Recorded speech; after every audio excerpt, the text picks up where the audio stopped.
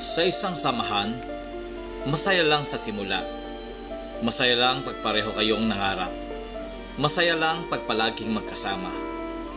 Pero kapag nagkalayo na, di mo namamalayan na iba na rin pala ang kanilang gusto.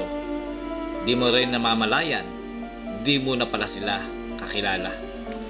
Kaya pag hindi na pwede at sobrang masakit na, hayaan mo na lang sila sa kung ano ang gusto nila, kesa sa ikaw ay magdusa at magkasala pa.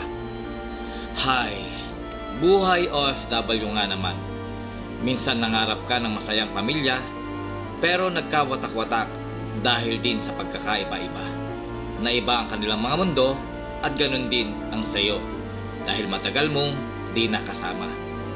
Drop your comment if it's ka sa mga ito. Follow